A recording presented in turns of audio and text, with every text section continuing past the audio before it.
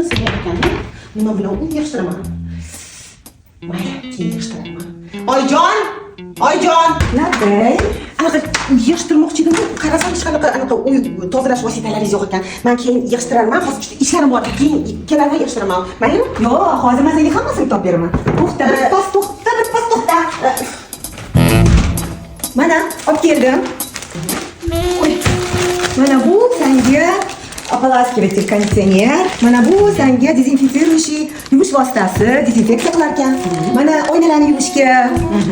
Mana suyuq sovun ekan.